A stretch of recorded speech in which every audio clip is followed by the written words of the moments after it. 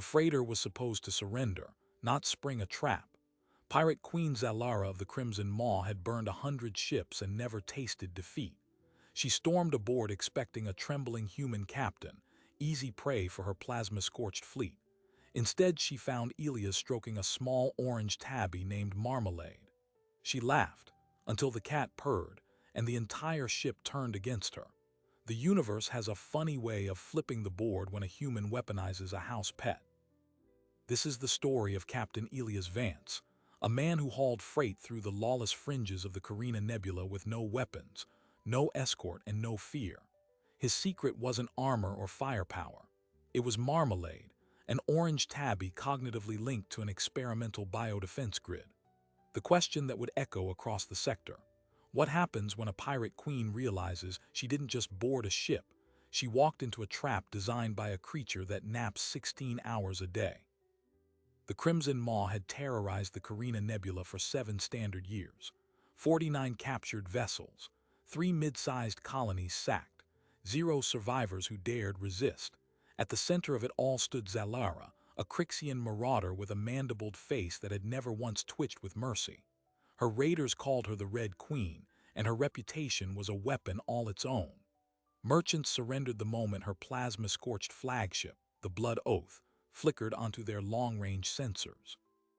Elias Vance knew all of this the moment his freighter, the Wayward Gull, shuddered under the grip of the Crimson Maw's interdiction tethers. He was hauling agricultural stabilizers to a fringe colony, alone except for the cat. A smart captain would have dumped the cargo and jumped to hyperspace at the first ping. But Elias didn't run.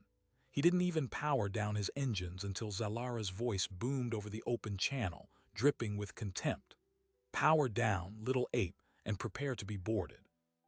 Resist, and we'll vent your atmosphere with you still breathing.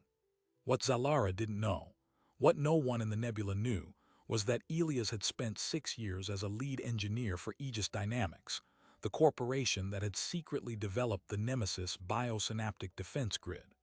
The project was scrapped after budget cuts and ethics hearings, but not before Elias walked out with the only functional prototype hardwired into his freighter. And not before he had bonded the system's neural interface to a creature whose brainwaves were uniquely suited for threat detection, a lazy, orange tabby named Marmalade. Zalara demanded immediate surrender. Elias agreed, but with one condition: the Red Queen herself must come aboard to accept the ship's manifest in person. It was an absurd request, the kind of bravado that would normally earn a captain a slow death in a vacuum, but Zalara was intrigued. The little human had audacity, and she enjoyed crushing audacity. She docked the Blood Oath, gathered a squad of 8 armored enforcers, and swaggered onto the Wayward Gull's bridge, expecting groveling. Instead, she found Elias slouched in the command chair, one hand lazily stroking a small orange cat curled in his lap. The bridge was dim, clean, and unnervingly quiet. No weapons visible, no nervous sweat on the captain's face. "Before you take the ship," Elias said, "meet my first mate, Marmalade." Zalara's mandibles clicked with amusement. Her enforcers chuckled. A pet. The human was stalling with a pet. She took a step forward to seize the helm, and that's when the cat yawned. A single, sleepy yawn that exposed tiny fangs, and every sensor in the boarding party's helmets screamed in unison. The sensors weren't detecting weapons. They were detecting a full-spectrum bioneural spike, a synaptic waveform that triggered a dormant protocol buried deep in the Wayward Gull's command matrix. Marmalade's yawn had just armed every defensive node on the ship. Before Zalara could process the alarm, a soft purr rumbled from the cat's throat. Instantly, the recess sentry turrets lining the bridge ceiling rotated silently, their targeting lasers painting the faces of all 8 enforcers in pinprick dots of red. A lazy tail flick across Elias' wrist activated the anti-personnel gravity plates beneath the deck. The boarding party's boots locked to the floor as the gravity quadrupled, slamming them to their knees with sickening force. Weapons clattered, armor servos whined and failed. Zalara reached for her sidearm, faster than anyone had a right to be, but Marmalade's eyes snapped open. The cat's pupils dilated. A low, almost imperceptible chirp escaped its throat. The corridor behind the bridge erupted. Sonic pulse emitters hidden in the bulkheads fired in sequence, sending targeted compression waves that bypassed armor entirely. The 8 Crixian enforcers convulsed, their nervous systems overwhelmed by a cascade of non-lethal but utterly incapacitating frequencies. Within 4 seconds, they were pinned flat, twitching and disoriented. Zalara herself crashed to the deck, her mandibles frozen open, her plasma pistol skittering across the grated floor. Elias never rose from his command chair. His hand never stopped stroking Marmalade's fur. "On Earth," he said quietly, his voice utterly calm, "cats domesticated humans thousands of years ago. We just learned to weaponize the bond. Now about that surrender, shall we renegotiate?" Zalara's eyes blazed with fury, but she couldn't move anything below her neck. The gravity plate pinned her like a specimen. She had never been humiliated, not once in 7 years of raiding. Now a single human and a house pet had neutralized her entire boarding team in less time than it took to blink. But the pirate queen of the Crimson Maw did not become a legend by yielding. She clicked her mandibles in a coded pattern, a distress pulse only her species could detect. Somewhere aboard the Blood Oath, her first officer would be listening. Elias noticed the mandible clicks. He understood what they meant. He had done his homework on the Crixian nervous system. He didn't panic. He simply glanced at Marmalade, who yawned again. This time, the cat's brainwave pattern shifted, a low-frequency theta wave associated with predatory focus. The Nemesis grid interpreted the signal and executed a broader directive.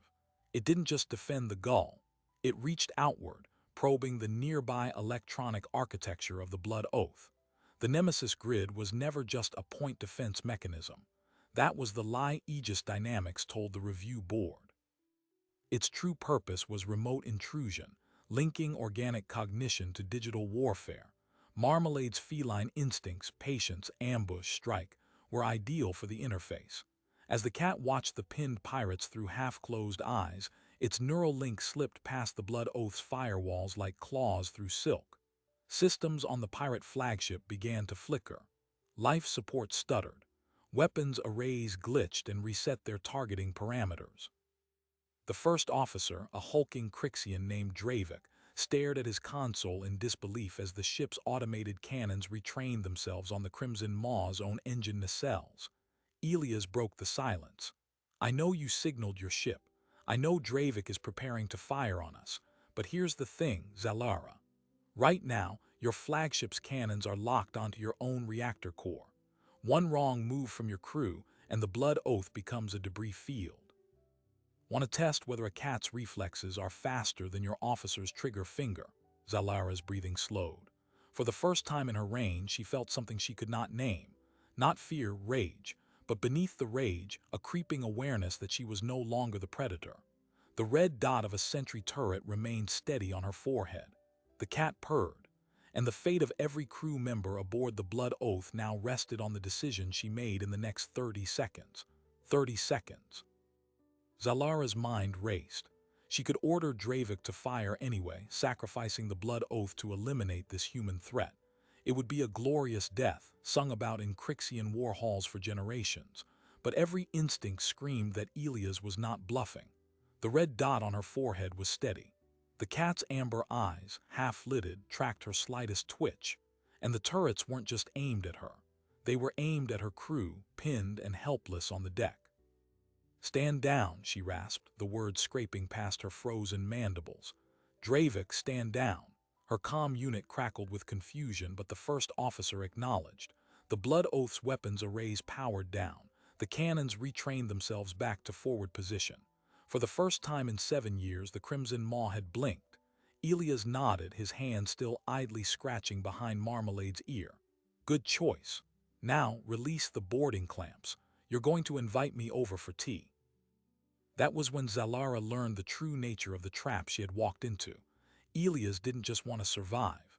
He wanted to board the Blood Oath. He wanted to walk onto the most feared pirate flagship in the sector with a cat in his arms and renegotiate the entire power structure of the Carina Nebula. Zalara had no choice. She complied. The clamps disengaged. The wayward gull's docking umbilical extended to the Blood Oath's main airlock. Elias stood, cradling Marmalade like a baby, and walked across the bridge, stepping over the groaning bodies of the elite enforcers. He paused at the threshold. The gravity plates will release in 2 minutes. Your crew can stand then. Try anything, and I mean anything, and Marmalade will know before you do. He disappeared into the connecting corridor. Aboard the Blood Oath, chaos was simmering. Dravik had assembled a perimeter of armed raiders in the hangar bay, their weapons trained on the airlock door. The moment Elias stepped through, they intended to reduce him to atoms. But as the inner hatch hissed open and Elias emerged, the cat in his arms stretched, extended its claws, and kneaded the air. Every weapon in the hangar bay immediately registered a critical system malfunction. Firing pins jammed. Plasma coils depolarized. Targeting computers displayed a single error code in Crixian script. Predator detected. Elias walked through the ring of helpless pirates as if they were statues. He made his way to the bridge, where Dravik stood with a combat knife, ready to fight hand-to-hand if necessary. But Marmalade's tail flicked twice. The gravity plate beneath Dravik's feet cycled, dropping him to the deck, then releasing, then dropping again, rattling him like a toy. The knife clattered away. The first officer lay groaning. Elias sat down in the command throne of the Blood Oath, Zalara's throne. Marmalade settled in his lap and began purring. Throughout the ship, dormant subsystems that no one had ever understood began to wake. The Nemesis grid didn't just defend, it colonized. It had already infiltrated every network node of the Blood Oath during its earlier intrusion. Now, with the cat in physical proximity to the ship's core processors, the takeover accelerated. Engines, weapons, life support, navigation, all of it now answered to a feline brainwave. Zalara, released from the gravity plates as promised, stormed back aboard her own ship to find a human in her chair, her crew disarmed, and her flagship answering to a purring orange tabby. "What are you?" she demanded, no longer contemptuous but genuinely unsettled. "What is that thing?" Elias looked at her with something almost like pity. "This thing is the only reason the Crimson Maw still exists. You didn't think a single scavenger just happened to wander into your territory with a high-value cargo, did you? You were baited, the agricultural stabilizers I was hauling, worthless. The real cargo was the ship, it was always the ship, and you took the bait perfectly." Zalara's blood ran cold. The human hadn't been a victim, he had been a hunter. The entire encounter, the lone freighter, the easy capture, the audacious demand to board, had been a setup. Elias had been targeting the Crimson Maw for months. Her raids had disrupted too many supply lines, killed too many colonists. Somebody had finally sent a countermeasure, and that countermeasure was a man who had weaponized a house cat.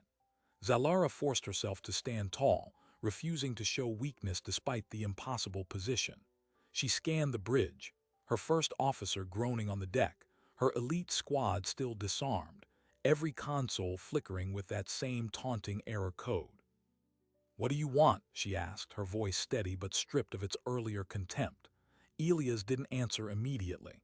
He stroked Marmalade from head to tail, feeling the vibration of the purr against his chest. "3 months ago," he finally said, "you hit a medical supply convoy outbound from New Brisbane. You spaced 37 people, including the chief surgeon. Her name was Dr. Myria Vance. She was my sister." The bridge fell absolutely silent. The crew, still frozen or disarmed, understood gravity in a way that had nothing to do with plates.